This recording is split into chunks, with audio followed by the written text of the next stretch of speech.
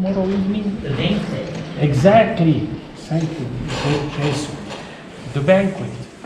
Please do come. It's free, which means that you don't think that it costs, but it does cost. But most importantly, is to celebrate your accomplishment. Okay? To celebrate you. So come with your better half or your guest and have a good time. Okay? So I look forward to seeing all. And we're going to take attendance, and those who are not going to show up, what will happen to them? I will let Professor Chudoba, who is not strict at all. By the way, let me forecast a little bit. There is a little forecast that he will talk about chocolate. Yes. We're not saying more, but... Yes, I'm going to talk about chocolate. Good. So, ladies and gentlemen, welcome to see you all here.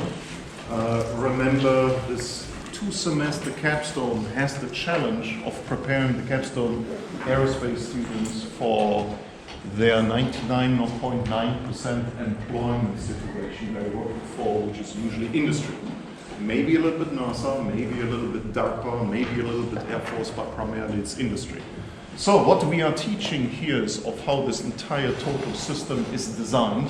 Since I come from industry, right, so I've been in all of these future project offices. So for 2 semesters, we are basically teaching the students not just how nice it is to produce a project, but how well educated they are to survive in industry, whoever the boss is, whoever the discipline.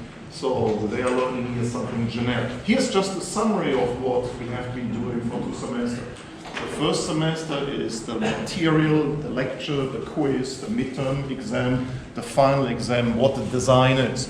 Aerodynamics, performance, structure, cost, everything. How it's brought together, that's what we are teaching. At the same time, the students are running a project like these. That's sort of the first step, right from the beginning of the first semester. The first semester students are very busy. The second semester are even more busy because I'm not there anymore to teach classical material. They are only running an industry emulated tool throughout with the entire team. What we're always doing is, this is usually with that size of the class, we have 2 groups. The group is, this would be like a commercial setup. The emulation is really how they would survive in industry as a small company, applying for millions of dollars. That's exactly what is happening here.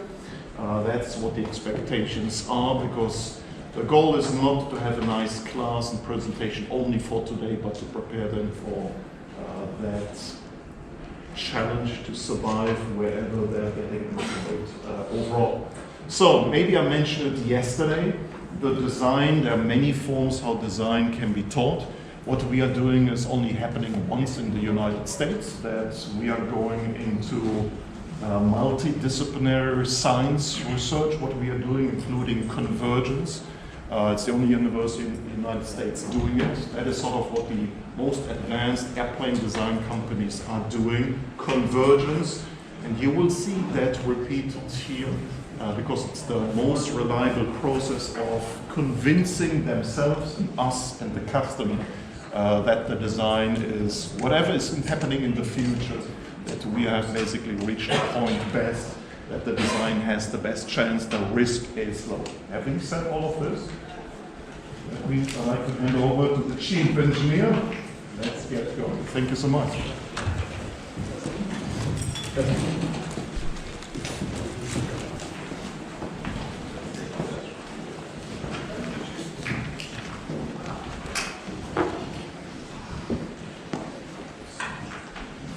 All right, good evening.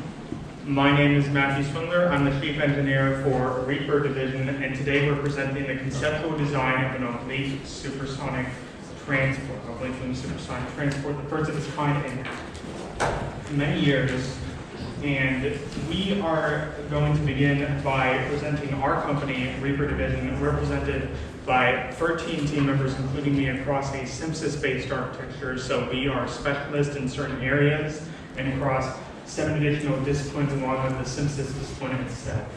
We want to deliver to our customers the cutting-edge supersonic transport that has been so long desired since the Concorde's flight of the Air France accident in 2003, and we are here to deliver our products to our customers.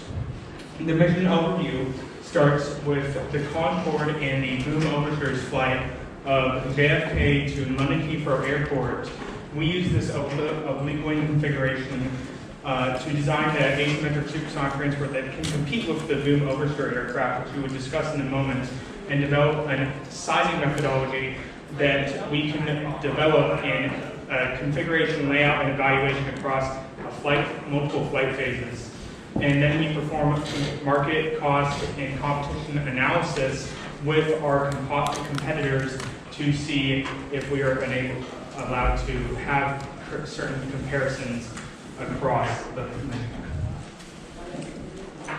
So the boom overture, it's very identifiable to the Concorde, and it has a transatlantic infrastructure like the mission overview presented.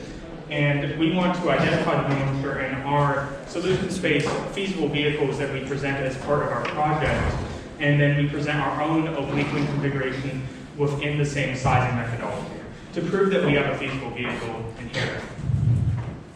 Our deliverables will be the solution space as well as a low boom freight study, and we do have some vehicles we would like to present to you all, which I will pass around when we begin the meat of the presentation.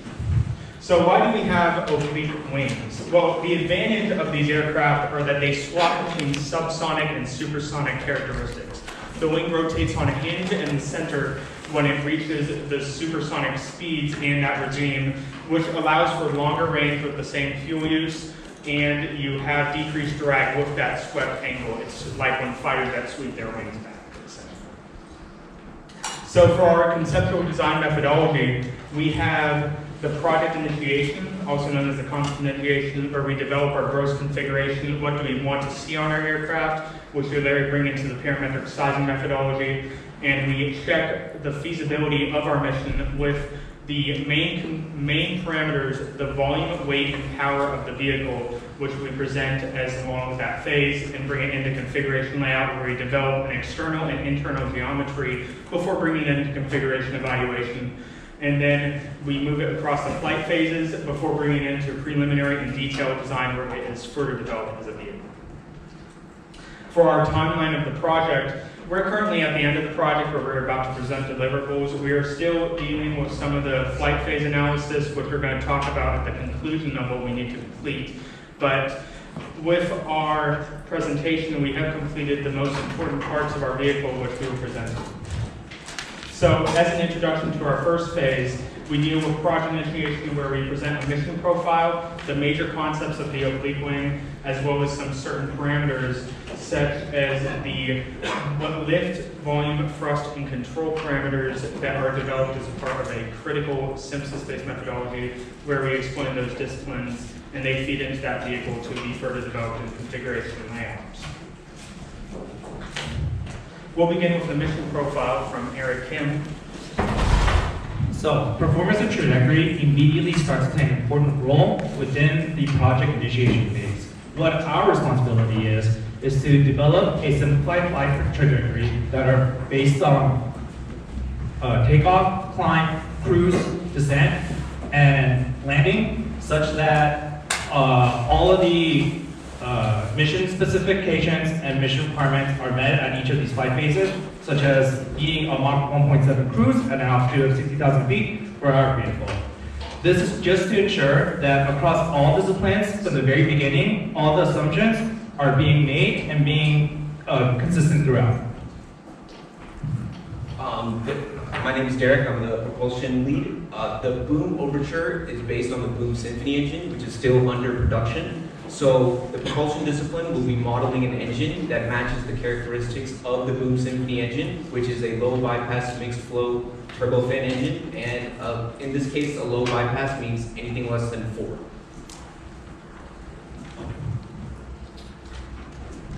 So now with that, stability control can start kind of making gross assumptions in the project initiation phase.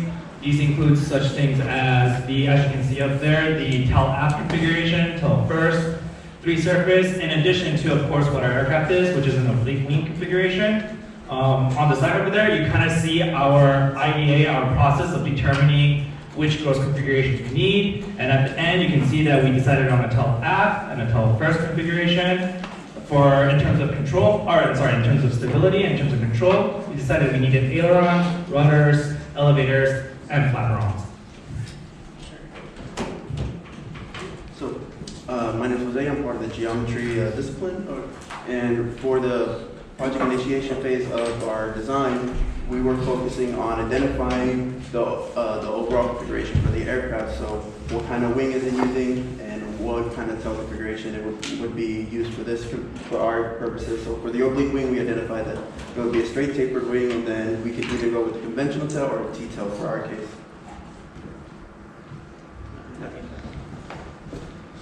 So now that we've developed this gross configuration, we take it to our parametric sizing methodology, where we find the free parameters of weight, volume, and power specifically constrained by our mission profile that we developed in the prior phase to get a design point. So what is our vehicle going to have in terms of specific parameters, but not have the geometry developed yet? So we begin with the multidisciplinary analysis. The purpose of this phase is to screen these parameters, specifically passenger count across our certain vehicle. We have the base 80 passenger count, which is consistent with the boom overture, and we want to develop a sizing methodology that can give us those parameters that we need from this phase. We do this at lower to medium fidelity, and we verify our methodologies through different methods that have been proved theoretically.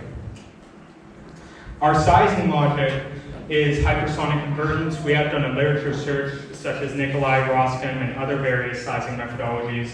And the goal of this sizing methodology is to basically iterate along certain slenderness, the stoutness of the aircraft.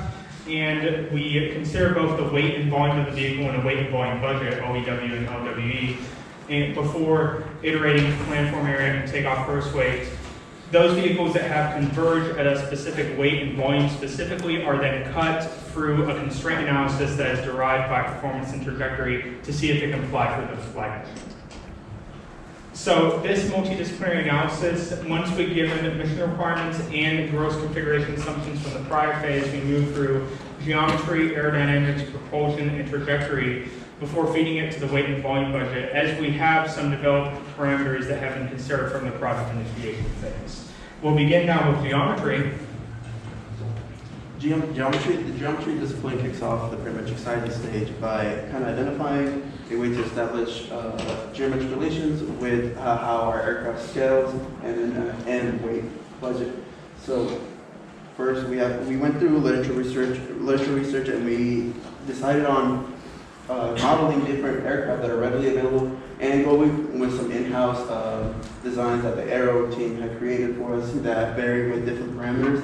And we ended up creating a relationship between KW, which is your planform, to your wetted area, and then Cushman's tau, which defines kind of the stoutness, like how big it looks or how slender it would be. And that way we can correlate structure, weight, and benefit the volume and weight budget equation.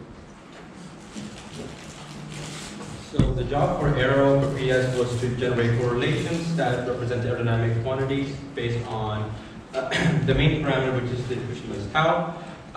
These parameter correlations are made using a OpenVSP model of a scale-based Boeing 57 model, and the diameter of the model is changed to calculate some parameters of lift and drag and subsonic, CD0, which are fed into the hypersonic convergence for the overall solution space.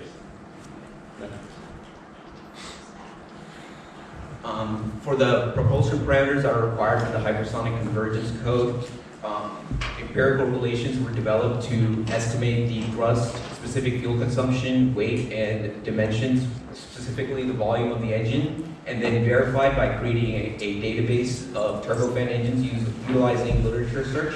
And then once those numbers were verified, they were passed on to the services. So the weights and balance discipline was mainly in charge of getting the main parameters for the weight budget equation for the hypersonic convergence logic. These weight budget parameters are consisting of the takeoff gross weight, the payload weight, the systems weight, and the empty weight. So to do this, we created a linear correlation between similar aircraft that consisted of aircraft like the Concorde, the Tupolev 144, and the other oblique wing concept aircraft. So back to PNT. PNT kind of plays a twofold role in the parametric sizing method.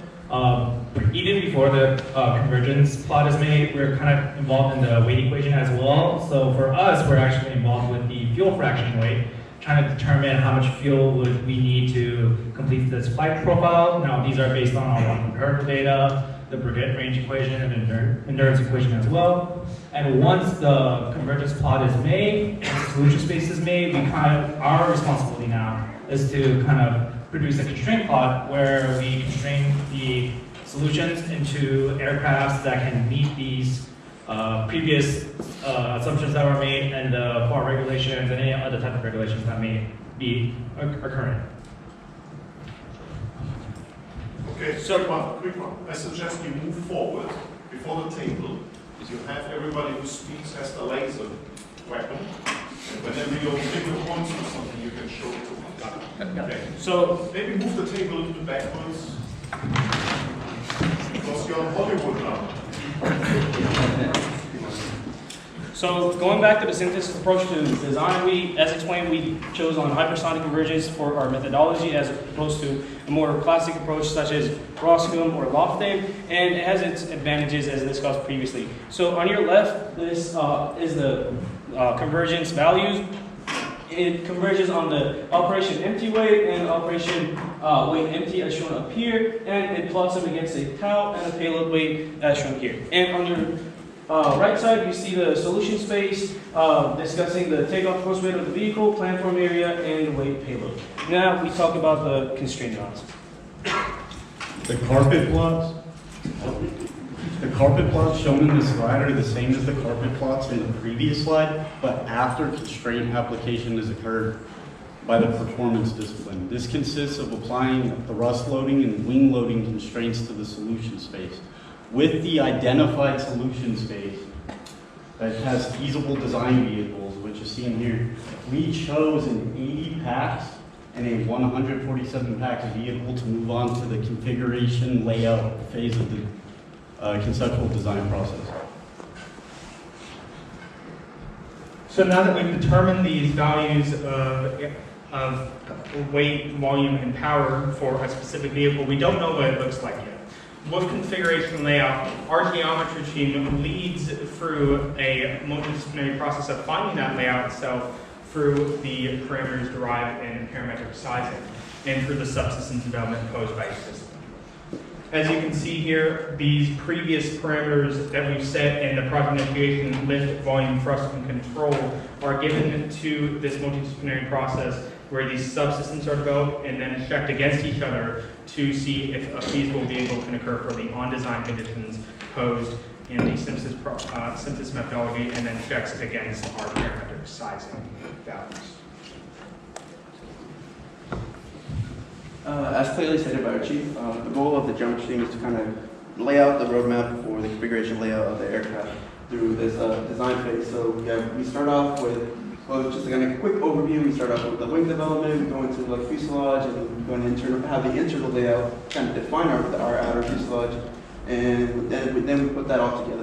So objective was to define an overall configuration, and we wanted to provide a preliminary configuration which will be evaluated later on in the configuration evaluation stage. And we did this by performing a series of literature research on methodologies, and we identified that Raymer and Saudry's methods for forming this layout was the best option. Next slide. So the wing for our geometry is really determined by the aerodynamics discipline, which we'll get in later. But the role geometry has in this is we'll take this wing geometry that aerodynamics produce, and we'll determine the location of it, the placement of it, and we'll also determine the flap and control sizing on this wing. And this will get put into our larger OpenVSP model, which will build the rest of the aircraft geometry around.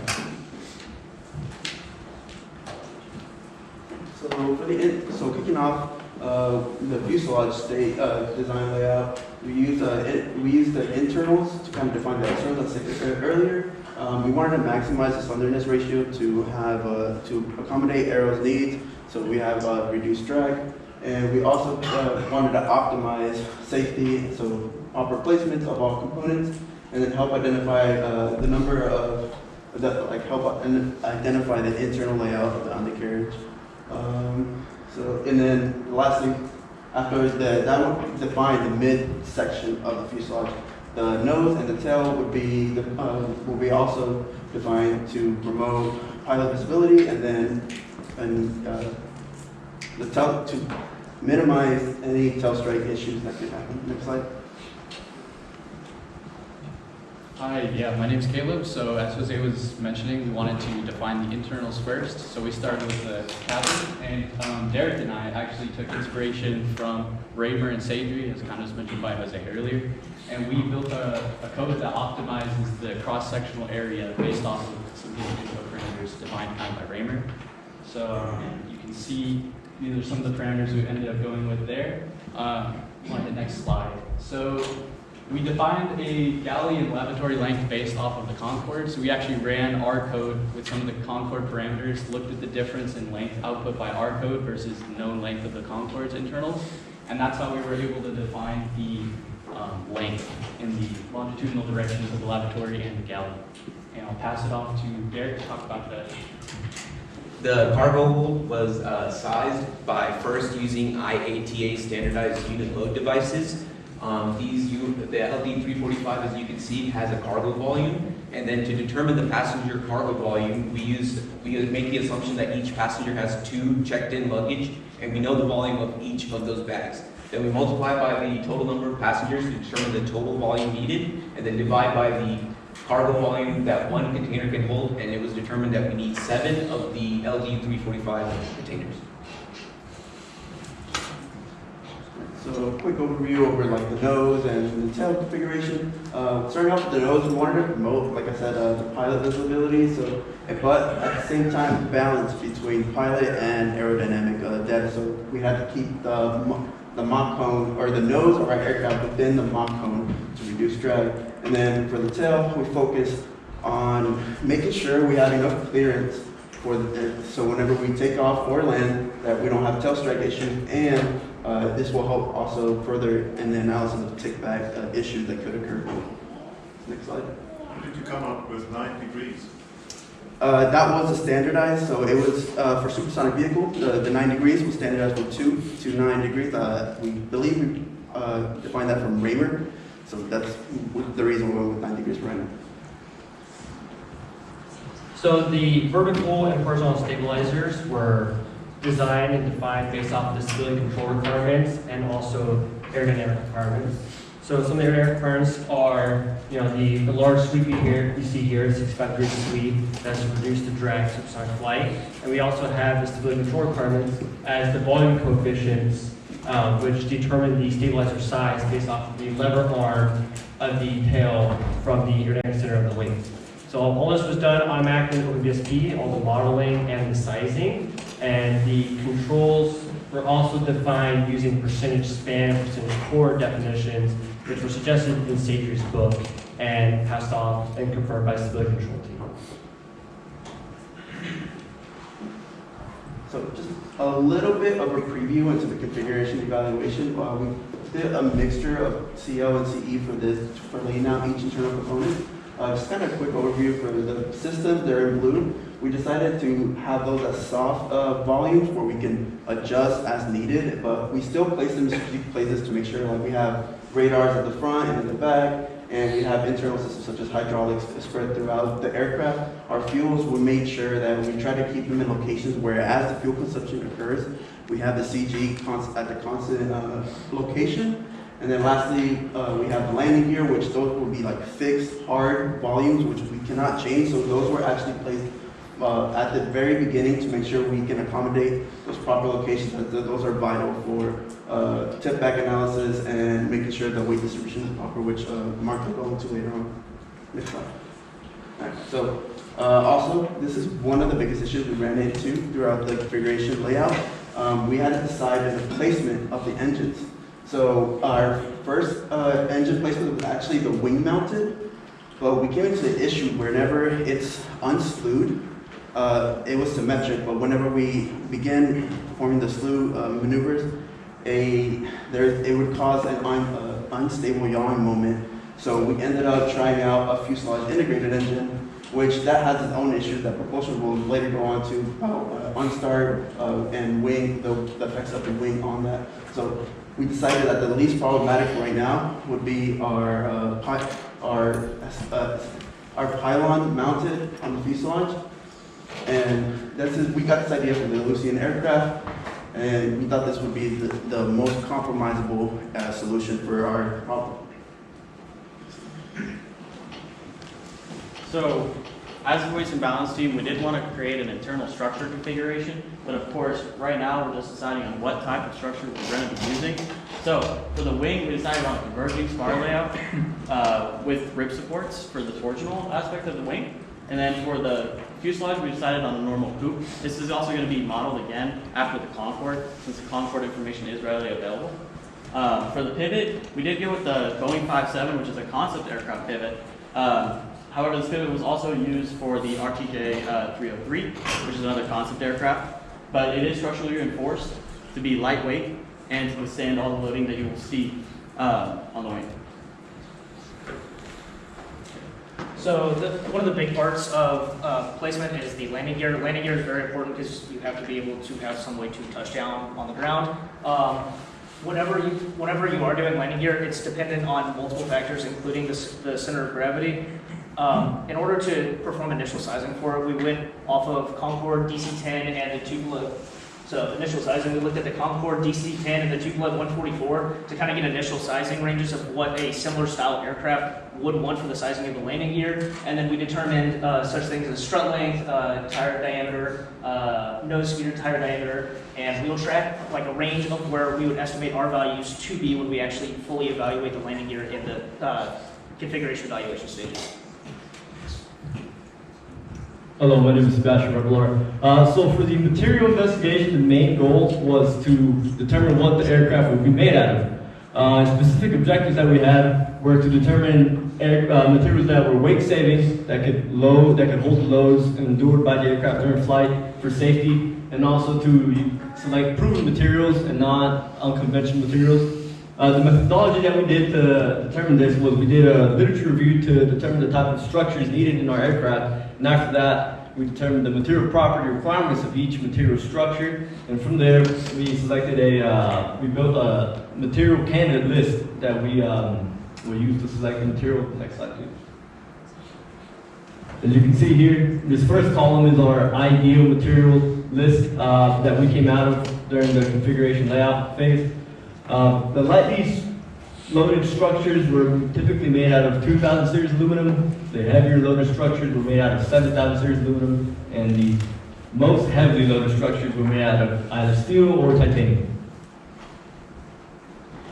The goal of the propulsion discipline within the configuration layout phase is to size the engine, meaning knowing the engine dimensions, as well as engine placement, and to also do inlet sizing, nozzle sizing, and component sizing.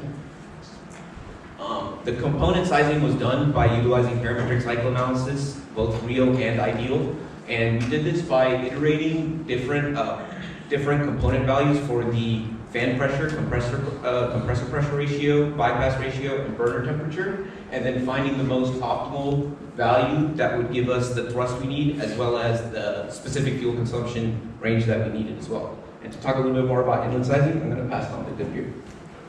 So the inlet sizing was preliminary done based on supersonic conditions, Mach 1.5.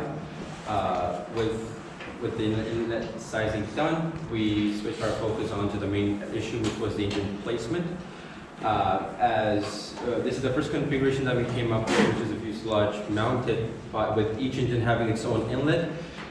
This was the most preferred out of everybody, as Jose has previously mentioned. Next slide. The next configuration that we came up with was the wing mounted. This has beneficial effect for propulsions. However, stability and control is not very happy with this one, as some of the engines are ahead of CG and it has adverse yawing effects. Next slide, please. And this was our hot rod model, with one inlet connected to 2 engines. This was, in terms of propulsion, was the most problematic, as as the diffuser design is very complex, with the flow separation becoming an issue, as well as the inlet unstarting due to upstream conditions. So, considering all the aspects from different disciplines, the finalized configuration chosen for propulsion was the fuselage mounted with single inlet for each engine.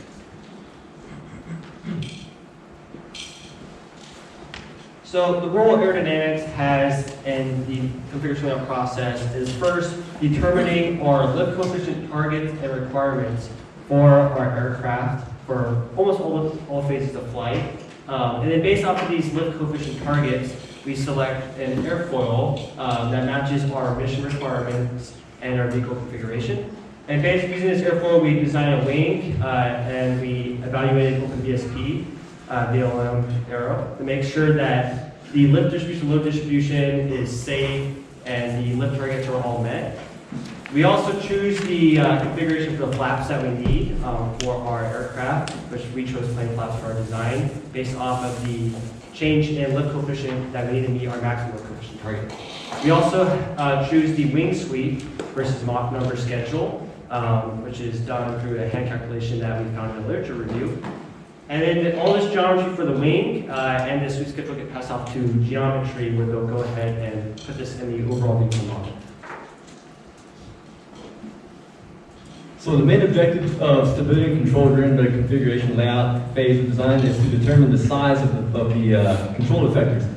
And we did this using a volume coefficient approach. Now you may be asking yourself, what is the volume coefficient? Well, Cody, I'm glad you asked. Let's see this equation. What a volume coefficient is essentially a ratio of characteristic volume. So for the control effector, we have its area multiplied by its moment arm, and then give the characteristic volume for that control effector. Then we divide that by the area of the wing and its chord, and that's the wing characteristic volume. And this essentially gives a ratio and a percentage of the volume allocation that each control surface should have. So the way we went about doing this was we created a database of many different aircraft that were similar in terms of speed, altitude, and just type of aircraft. We took an average of the volume coefficients to have our first iteration of volume coefficients for our aircraft that we outputted to geometry and aerodynamics to size the control surfaces. So now we pass it on to configuration evaluation, where we take our geometry and subsystems that have been established and move across the flight phases and generate our final design, as well as the cost analysis.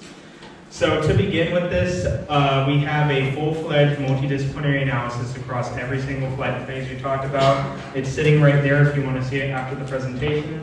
And the relevant disciplines to those flight phases, such as takeoff, climb, cruise, descent, landing, are pulled into this multidisciplinary analysis and generate values to test for certain questions.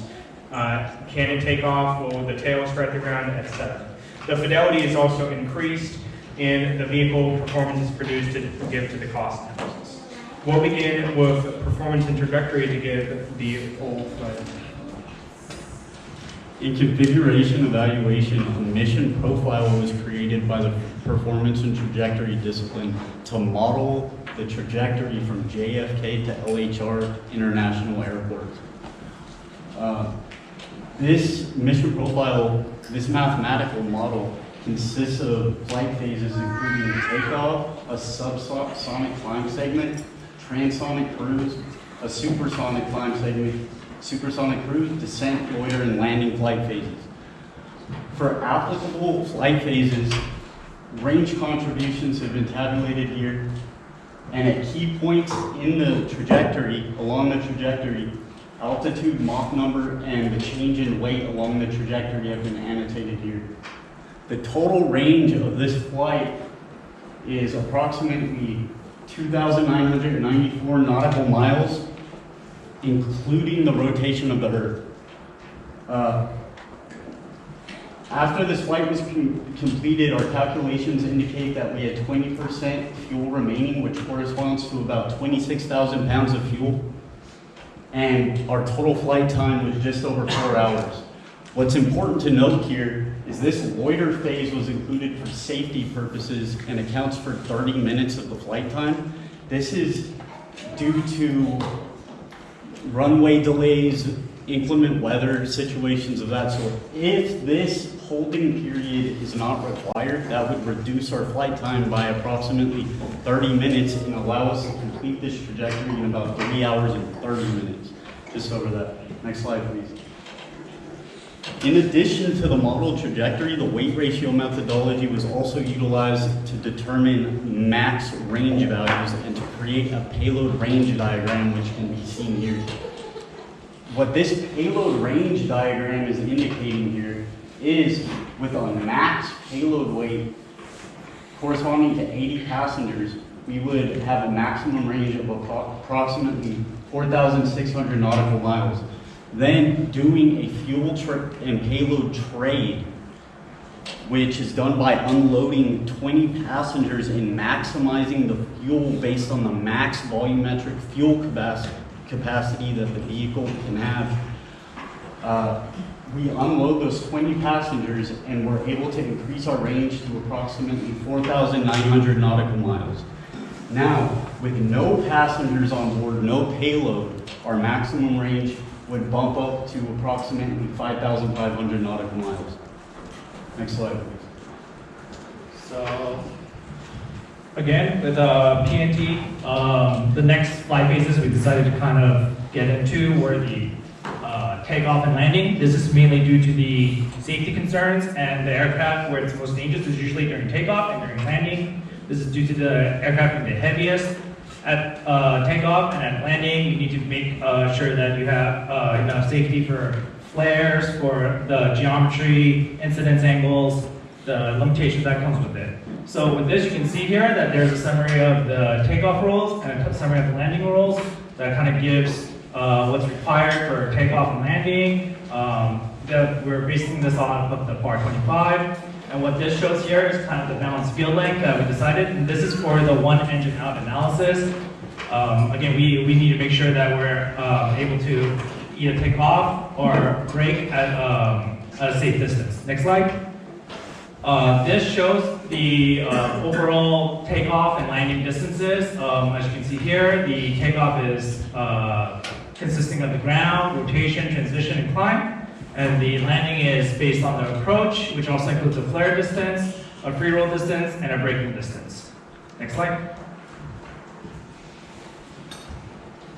So the role of aerodynamics and configuration evaluation is to provide aircraft performance, stability, and control data using first order verified aerodynamic simulations. So we use OpenVSP, Vortex Labs methods I mentioned earlier, which can simulate the flow around an aircraft given just the external geometry of the aircraft. As you see here, here's the process, here's the geometry, work the wireframe and Vortex Lab sheet, then we simulate it. There's also other tools such as the wave drag tool here and the parasite drag tool, which can give us drag estimates for the aircraft using a drag build-up method. And this is all combined and we will produce aerodynamic polars, as you're about to see, and control polars, which will be handed off to the simulator control team so they can simulate the aircraft, trim it out, and then give the final efficiency of the aircraft to the performance team so they can do the trajectory analysis. So now handing off to Mark Howell. So our first main objective was to obtain a untrimmed drag polar, which can then go to stability and control for the trimmed drag polar, which can then be used in performance.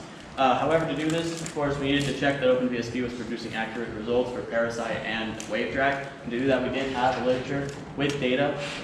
So we modeled that aircraft and we ran that simulation, and we were able to get numbers between 5% error, which we deemed to be okay for us to do our aerodynamic analysis in OpenVSP. So in terms of stability analysis, the stability derivative provided by Aero includes pitching, rolling, and yawing moments, where the pitching moment was calculated for a particular beta while iterating alpha, and the rolling and yawing moment were calculated by iterating side slip at a particular angle of attack. So as Gambhir and Mark both mentioned, we, in addition to doing the polar and stability breakdowns, we also did control breakdowns. So we looked at the aileron, the rudder, and the elevators, or not the elevators, aileron, the rudder, and the elevators, yes. And we looked at how those affected the pitching, rolling, yawing moments, as well as the lift, drag, and side force. I'll pass it off to. So the job for propulsion, one of the jobs for propulsion configuration evaluation is produce mass flow rate plots, inlet pressure recovery plots.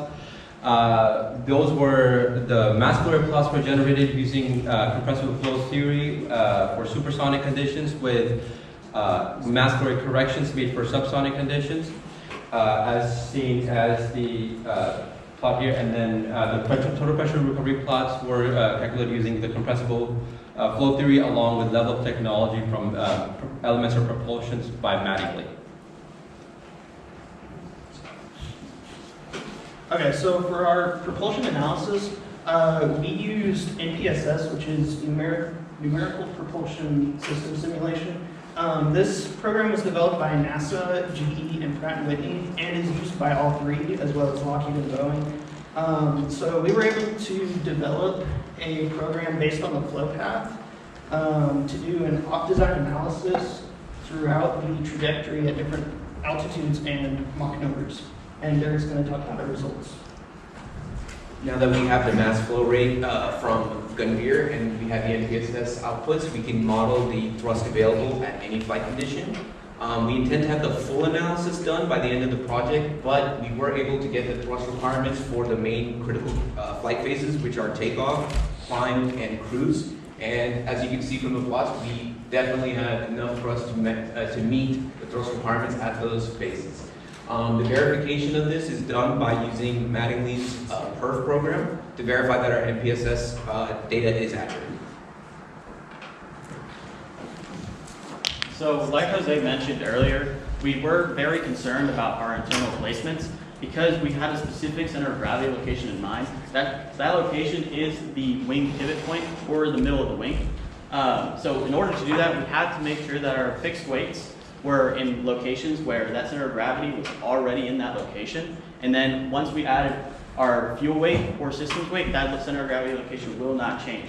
So in order to do that, we prioritized placing all the systems in the correct locations, like we previously mentioned. But then the fuel weight became a problem. So we had to put majority of the fuel in the wing and fuel at the same moment lengths from the center of gravity.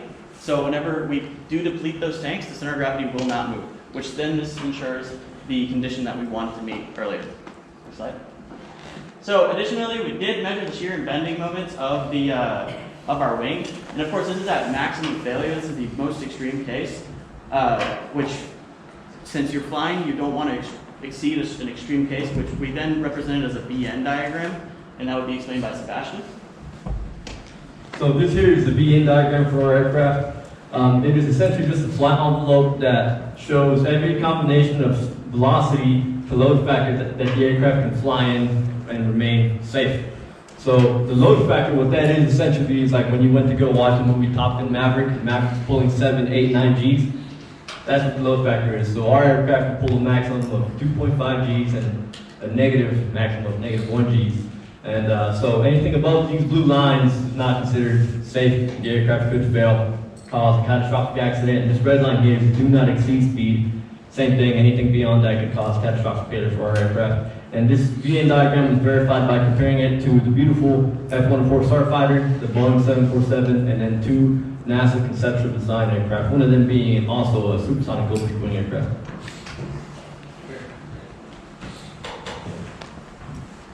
So the next part is actually coming up with design geometries for the landing gear so that they can be analyzed.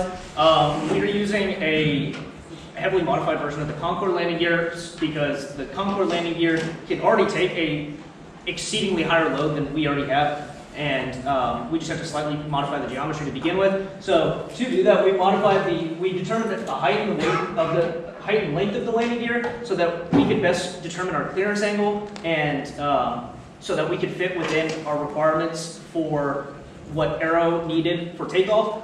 Similarly, we had to determine an overturn angle as the aircraft is taxiing. You have to have a wide enough wheelbase so that your aircraft doesn't tip over while you're taxiing. Because nobody wants, while you're taxiing, to suddenly be on your side. So you have to come up with a wide enough wheelbase for that. The issue with it is that our aircraft is very slender and we have our wings mounted on top of the aircraft, so it becomes very difficult to have a wide enough wheel track for that.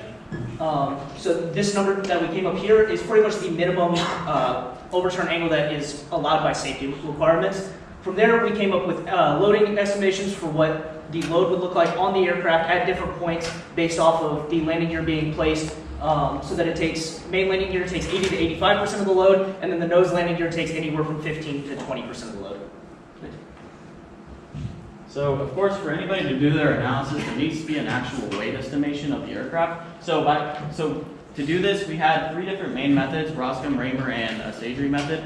However, for most of the components, we went with Raymer, except for the wing. Even though it produced the least amount of error, the problem is its inconsistencies. So we ended up going with Sagri for that, and then for our systems method, we did do HOW, which is a percentage based off of takeoff gross weight. And for landing gear, we also did the Nicolai equation, which again is a percentage of takeoff gross weight, which produced accurate enough results to be able to use, and it's a quick estimation. And they were verified from these aircraft up here. Next slide. So one of the main objectives of stability control in the evaluation phase of conceptual design is to ensure the safety of the aircraft. So as you can see in this diagram, the method that we used was to determine the static margin of the aircraft. And what the static margin is the distance between the center of gravity and the neutral point of the aircraft. And what the neutral point is just the aerodynamic center of the entire aircraft. So to ensure stability, that neutral point needs to stay behind the center of gravity for all flight phases. So the final outputs of this analysis were the control authority limit of the static margin, the stability limit as well. So we did this for all flight phases to ensure that the aircraft was safe for every flight phase. Is this longitudinal or direction? Longitudinal. Okay, so the second main objective for the stability and control discipline in configuration evaluation is the trim drag polars. To produce these, we took the 6-degree of freedom equations of motion, took the aerodynamic derivatives produced by aerodynamics, and put them into this Simulink model created by Rashad and help from Cody. And then we did this for every flight phase. Up here, you can see our results for the supersonic cruise. It comes out to a trim drag polar of about 7.4. So, besides the aircraft stability and control analysis that has been completed by Cole for the trim drag analysis, another important aspect to look at is where your aircraft can safely operate. Now, that could be in terms of where are the failure modes, what could happen if you were to exceed those limits. To showcase one of those, we simulated the pilot-induced oscillation, which is just the pilot playing around with the control stick going back and forward, which results in an unstable pitching moment increase that increases as a function of time, which means your aircraft is unstable. However, our control system, designed by Eric Kim, myself, and with some help with Cody, is able to trim that L over D at a consistent rate so that we are within the safe region. Next slide, please. Thank you, Cole.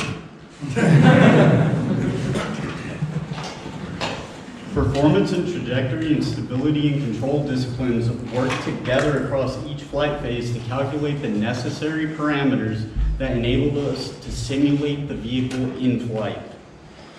Specifically, we will be portraying a portion of the descent and landing flight phases, including a flare maneuver.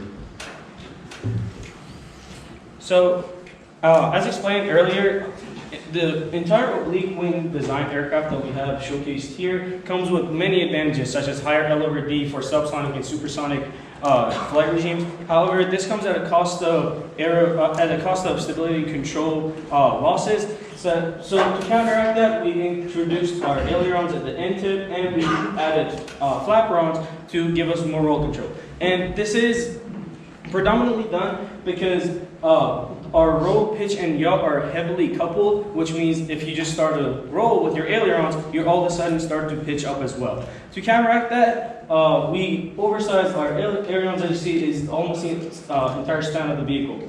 And shortly, we'll be showing you a simulation of just the landing phase and some part of the descent, just to not bore you with the entire 4.5 hour simulation. But if you're interested, we could show you that later.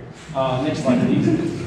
So this is the flight simulation. The environment might look familiar to you, and this is because we use the incorporated environment settings that already exist in the Aerospace toolbox in MATLAB. So it shows the pretty clouds, it shows the aircraft that we're landing. Obviously, this doesn't look like Heathrow Airport, but the simulation that we did takes into account the rotation of Earth from point A to point B, and it takes into account the runway length that we will be landing at. Additionally, all the lift and drag values used for the simulation were conducted in a 6-degree of freedom equation of motion and additional input blocks from performance trajectory, propulsion, and weights and balances. And just to shout out our aerodynamics team, they produced those very difficult to calculate aerodynamic parameters for every single flight phase at least 2 points in each flight phase to enable us to land safely at our landing destination. Next slide, please. All right, so for the safety analysis, essentially we are looking for FAR requirements and ICAO requirements, including the aircraft design group. We want to, this is not really safety, but more so certification, you could call the discipline. All of our methods are verified with Concorde, the most up-to-date supersonic aircraft with regulations on it. And we look for not only the performance, weights, and geometry parameters that are constricted by FAR requirements, but also some certain extraneous stuff such as the ICAO design group, as well as the emergency, as geometry has made the emergency exits, comfort limit, which was determined by VN, and stability and control values. Noise, we do qualify for noise over land because we throttle back. We are obviously not noise compliant with over land. It's supersonic due to our configuration. But we do also consider, as shown in the emergency, we developed avionics systems, and this is currently in progress and will be shown in our final report. But we also developed anti-icing for electrothermal blankets across the wings, as well as hot air plating for the engine. I'll pass it on to my cost for the cost analysis. So cost is extremely important to any project. Everyone wants to be able to make money. Nobody wants to spend as much money as possible. So we have to evaluate the best way to determine our cost, how much it's going to cost to design this, how much is it going to cost to research it, how much is it going to cost to produce it, acquire it, how much is it going to cost to operate it, and then us as customers, how much are we going to have to pay to actually get on this aircraft in the first place and go from JFK to Heathrow. That's a very important thing. So in order to do this, we developed a method for estimating cost based off of the Roscoe method. It was the most readily available and was, when applied with scaling factors for inflation, it was able to produce accurate results for the Concorde. And next slide, please. It was able to produce accurate results for the Concorde, and then we applied this to our aircraft. So over here shows the research development and cost of the aircraft and how much it'll take to actually do each phase of that. And then over here is the production and manufacturing costs, so how much it's going to actually take to manufacture and produce this aircraft. And then thus for a fleet of 30 aircraft, the actual acquisition price of each aircraft would be around $322 million. Next slide. So the operations cost, this will play directly into how much customers will have to pay for a ticket price. So here's the breakdown for our full operational cost estimation. As you can see, fuel is going to be extremely expensive part of this because we are using 100% SAF to compare with the Boom Overture, which is using 100% SAF. That ends up producing a cost per seat mile at about 82 cents for every single flight. Next slide, please. So then we were able to take those numbers and an operational timeline of about 20 years and produce optimal ticket prices and profit margins based off of that 20-year operating cost. So these are a few different year break-even times between 6 and 14 years, and those are the associated ticket prices and the associated profits that a company can see if they continue to make the return over those remaining years to the 20-year period. The optimal is around 10 years, which will produce about a ticket price of an average ticket price of about $3,000, but will allow for profit at almost $10 billion over the remaining 10 years. Next. So one of the biggest things is a fuel trade. In talking with propulsion, currently nobody uses 100% SAF in their aircraft. The current regulation by the FAA is 50% SAF. So by that causes the fuel price to drastically drop, and thus the ticket price to drastically drop. Next.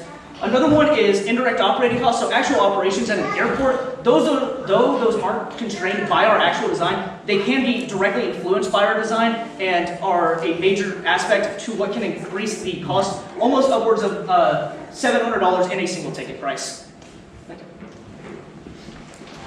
So we finished with our conclusion. To summarize the project so far, we currently plan on completing a small military variant vehicle for our safety analysis, as well as a low boom design study. As our deliverables, we will produce final design reports in a poster, and the project is currently going to be completed on the next month. Thank you.